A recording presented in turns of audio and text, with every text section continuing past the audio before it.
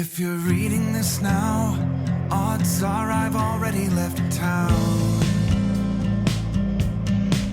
A few cities in between, the new skies